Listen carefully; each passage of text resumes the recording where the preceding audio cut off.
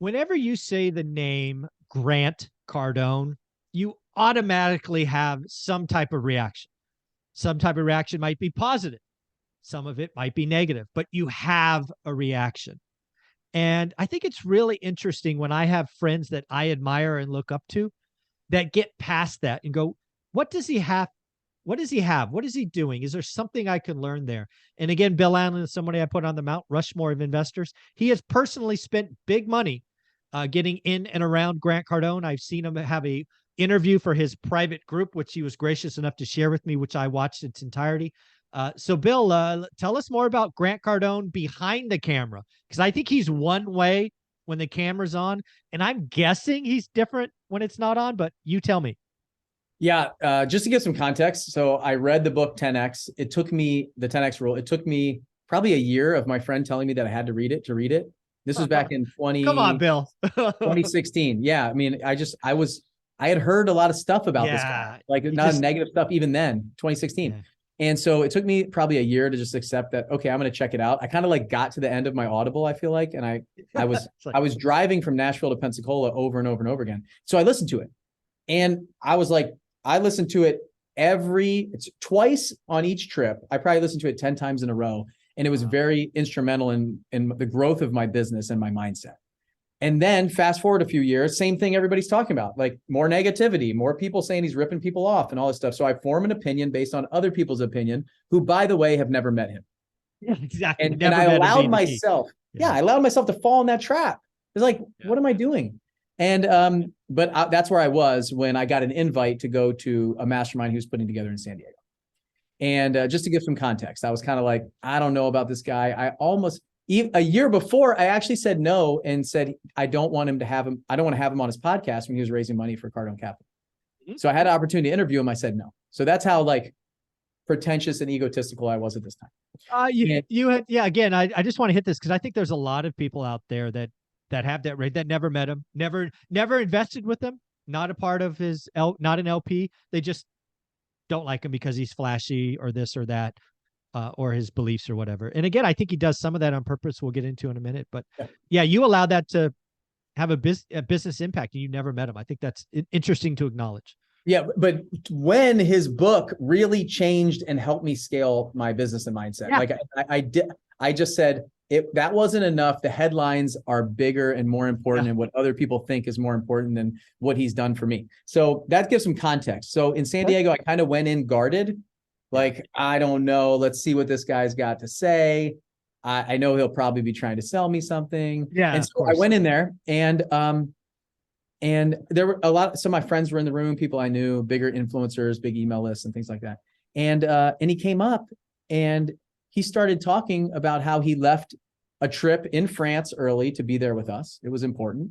And just delivered 3 hours of insane content of what they're doing in their business, just adding value for nothing, just to help us. There's a bunch of people in the room. What I loved about it was he became real. Mm-hmm. He wasn't up on a big high horse or a throne or anything like that. His family was there. His wife was there and his 2 girls, and they came up, they spoke during the event. And also what I liked the most about this was his staff was there. So his president of operations, some other partners, some other people that were there, and some that had been with him for 12, 13 years. And pretty much everybody had been with him for multiple years. And so when I see that, I know that means something. These are brilliant people that I met one-on-one, had some time to talk to, ask them about why they stay with him. Why not? Aren't they doing their own thing? And they're just like, his vision is so big. Like everything that I ever want to do fits inside of that. Wow. And when you have somebody that stays with you for 12 years, I don't have anybody that's been with me for 12 years. And it's a testament to the leader and the person that they are. So became real. We got behind the scenes. We got to actually see who he was with his family. He grabbed 2 people. There were 2 guys who, this was in like a restaurant and bar had like a big conference area for us. It was in like a country club type place downtown San Diego in a high rise. He grabbed 2 people, 2 guys who were just starting their business. They saw him on the way in and said, "Oh my gosh, you're Grant Cardone. Can we take a picture with you?" He said, "Yeah." He said, "In fact, why don't you guys just come in here and spend the day with me. Oh, And wow. they were sitting in, he brought them in, these two guys. They were like, well, yeah, we had work. They canceled all their appointments, canceled work, and went in there for the whole day with us. And then we went out on a boat cruise in San Diego, and they were there. And I talked to them. They were like, man, I can't even believe I'm here. Like, all these people are making 10 million, 50 million, $100 million a year. And we're just getting our business started. And he invited us in. Wow. And so that's the kind of thing that I feel like I would do. Yeah, me too, probably. Yeah. Let's go. Right. Yeah. And so he became real. And it's nice because when somebody becomes real like that, and you see who they really are, and you cut through all the crap, and they really do care about people, just like I do, our values are very similar, regardless of what you see on the internet or what you hear. And a lot of what you hear and see are like long interviews chopped in 1 minute to create a headline and clickbait. Yeah. Yeah. The most recent one. Yeah. Most recent one by Barstool took a clip from 4 years ago talking about $400,000. You know, I can't believe what you guys don't remember is he was in a room full of insurance agents where the minimum was 400 grand. And he was trying to hype them up. He was paid to hype that audience up. Yeah, there's if you're making less than $400,000, you should be ashamed of you as a husband and father and all this stuff. It's totally out of context. Yeah, exactly. And then he leans into it, which I thought was brilliant. He's like, okay, let's just, because again, he wants to be known. He wants people to know his name. And he understands when you do that, some of that will be hate. And he's like, it's okay. They know me. I'm like, well, they know me. That's exactly how you started this interview. You have some feeling when you hear the name one way or the other. You either love him or you hate him, but you know him. And that's his whole thing. And that's what he injected into me is I'm not loud enough. I'm not breaking through the noise. Best known beats best. We're building best, but we're not best known. All of these kind of sayings, money follows attention. I don't have attention. And then the other piece is if they don't know you, they can't do business with you. But he said even worse, if they know you and then they forgot you. Oh, that's worse.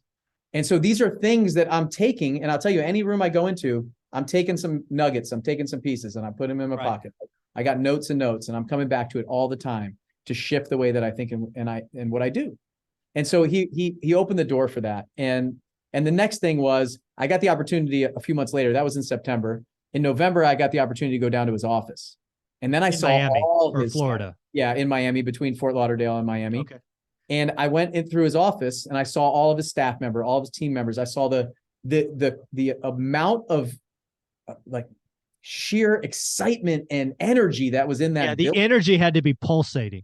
It was insane. And all the KPIs, they have screens everywhere tracking every single, how many 10X Growth Con tickets they've sold today, how many calls they've had, how many sales, how everything, how many people added to the email list. I mean, it is an incredible operation that's been built there. And so what I want to talk about, like the flashiness and all of this stuff and being different behind the scenes than he is in front, because some people you say are different behind the camera than they are in front of the camera. And I've really tried to be the same guy in like behind the camera, in front of the camera, share everything, vulnerabilities, issues, problems, all that stuff. But I'm very vanilla. Like I'm not polarizing.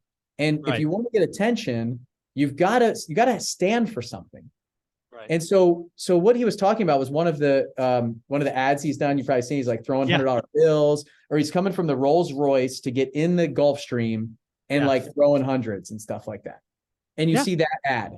It's like, who is this guy? Like, he's flashy. This is ridiculous. I don't need all that. I don't need to be flashy. And he addressed that during the event in Miami. He said, you guys are entrepreneurs. There's a room of entrepreneurs and business owners. He goes, if you guys saw that ad, it was by accident. You weren't supposed to see that ad. You're supposed to see a different ad. You're supposed to see an ad about growth and business and development and how I can help you with your mindset. He said that ad is specifically designed for the business owner who's on the street selling drugs, not you. That's for somebody who thinks that that's the way that they need to live and what they're trying to get by doing something illegal, where I can show them how to get that while doing something that's legal. Nice. And so he said, you guys might be the 10% that actually saw that ad, but the 90%, the people who are supposed to see it, that's the life that they want. That's what they think that they want and need. And so I've got to be loud and noisy to break through to them when rappers and drug addicts and these people are selling drugs. They're in their earphones. They're on their phones. They're on their social media. He goes, I got to break into their social media the way that they see the world in order to pull them into my world. And then he brings them in, and that's him. So it's not necessarily an act. What it is it's incredible marketing. Yeah, exactly. It's tailored marketing, right? Know your audience, your avatar, and he's big enough where he has probably dozens and about hundreds of avatars he's developing content for. One of the things that I really admire, it's going to be fun for me to watch somebody that knows you and you are the same on camera and off. I think that's a good thing. Is again, I've always introduced you as somebody on my personal Mount Rushmore, but I'm going to guess 99% of the people on my channel haven't even heard your name unless they watched something 2 years ago. And probably nobody else does that. And I think you're right. I think we need to fix that. And I think your YouTube channel, Instagram are all heading in the right direction. So if I can do anything to help you do that, please let me know. Because I want others to realize who you are and that you do belong on the Mount Rushmore. So how should people follow you, whether it's YouTube or Instagram? Where should they go? Yeah, I think they're both at Bill Allen REI, like real estate investor, at Bill Allen REI on Instagram. And then we just launched a brand new YouTube channel. It's called Bill Allen. I also have one called 7-Figure Flipping. So all real estate. Bill Allen channel is totally different. It's for business owners wanting to grow and scale a business, and we get to fly in airplanes and do cool stuff. So there you go. Well, Bill, thank you very much. This has been a lot of fun. Have a wonderful day. Thank you, Michael.